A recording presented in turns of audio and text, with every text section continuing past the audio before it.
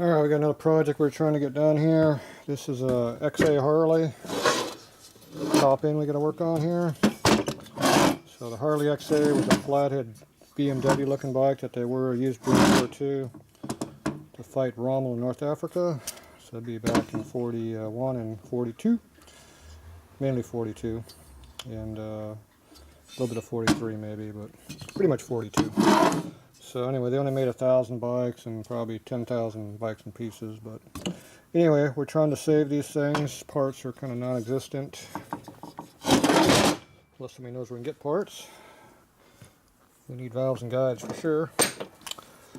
Anyway, this here's the original piston out of it. These are some pistons that somebody made up. So they look kind of close. These are obviously not a very good brand of pistons, but it's some kind of a date code casting number in there, I'm not sure, but anyway, they're pretty much the same thing it looks like. So without having modern pistons made and stuff like that, you deal with old crap like this that's been around forever.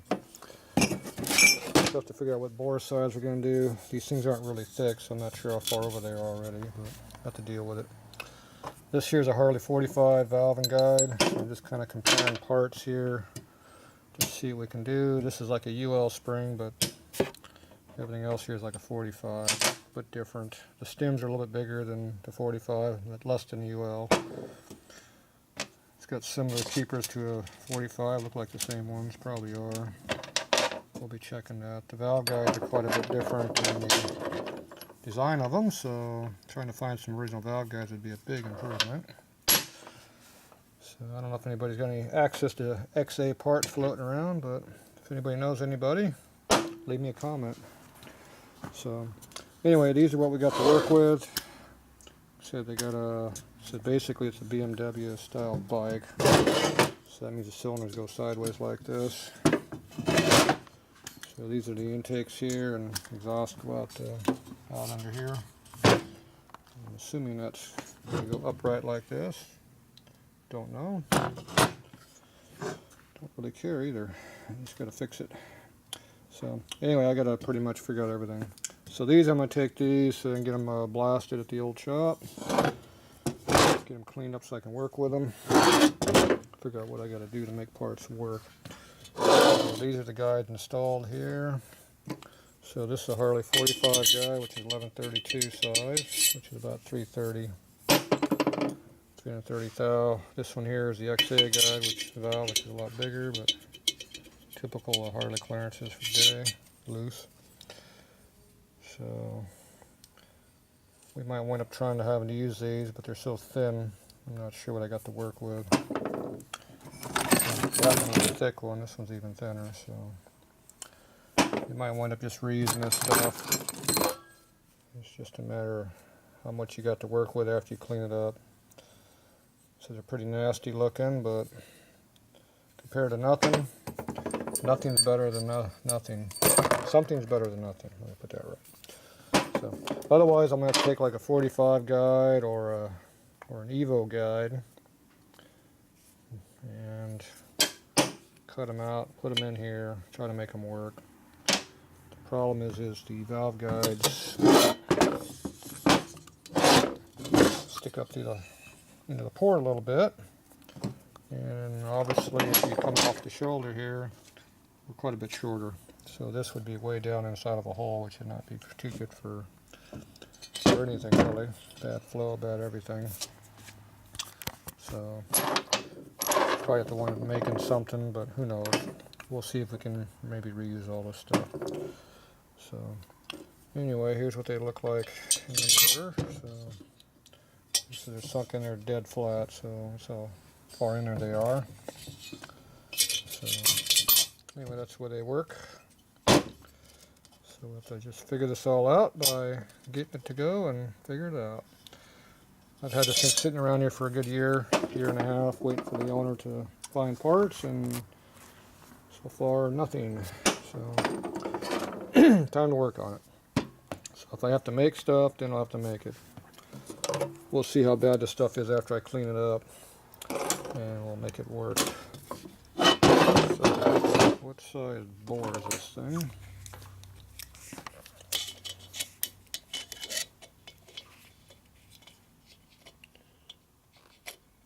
.3090.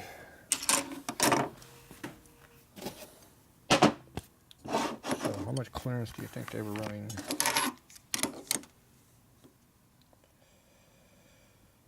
Yeah, about 5. So these here is what I got to work from. I have no idea what size these things are, but looks like this is a good 20 thou bigger than what I got.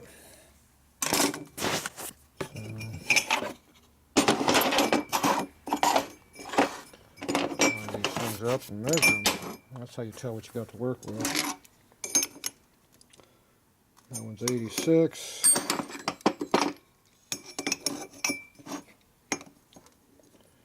It's 96. This one was 75. 98. It's a set. 88. 86. That's a set. And this one's way big. It's another. It's over 100. So that was really huge. So it looks like this first pair here is 10 thou bigger than we got to work with in here. So probably instead of trying to bore these cylinders out and do it that way, I'll probably want to just hone them. Try to use what we got. We got a fairly decent lip on here. When you try to bore stuff, it goes off center or not straight or worn real bad on one side. You wind up having the bore a lot bigger than if you just honed it and let the hone straighten the bore out. And it'll self-center, so you can get by with a smaller piston. Alright, so these are our pistons to choose from. So we'll make those work. Got a lot of broken fins on these things that are relatively new brakes.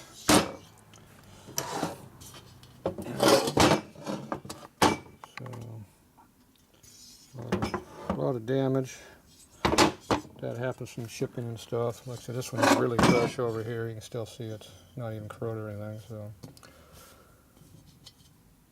probably did that when they took it apart or when they boxed up and brought it over to me a couple of years ago, whenever it was. Either way, it's got damage. So he didn't say anything about fixing the broken fins, so I'm assuming we're leaving them. So anyway, that's what we got to work with. So I'll get this stuff all cleaned up, and then we'll come back and we'll get some real measurements, see what we got to play with. If I'm lucky, I may be able to save these valves, but if not, it is what it is. But right now, it looks like I'm missing a valve guide, so yeah, I don't even have a valve guide. So I probably gave it to the owner to use as a sample, and now we don't have it. So that kind of dictates we're going to have to do something different. So I'll probably have to wind up using 2 valves. There's 2 45 valves. They're a little bit bigger on the head size. So it'll be like an oversized valve. So that'll make it run better anyway. I have nothing wrong with making it run better. So I might wind up having to make 2 valve guides and make everything work with 2 45 valves. The valves are very similar in height. The stem's bigger on this one and the head's smaller. And the valve's a little bit shorter. So you take your valves, you can line them up like this, and you can see how much shorter they are. So see, it's a little bit shorter on the keeper groove down there. So it makes the valve sit up a little bit higher, so you have to have adjustable lifters down there enough. But one advantage of a bigger valve, it sits up higher on top of the cylinder, so it'll self-compensate quite a bit. And I can probably grind a little bit off the tip here to compensate too, so we can probably make it work. But I'm still going to wind up probably having to make 2 valves or do something. I haven't figured it out yet. So anyway, we'll figure it all out. Like I said, if anybody knows where any parts are, leave me a comment or send me an email. Google Tatro machine, you'll get my info. Anyway, that's it for now.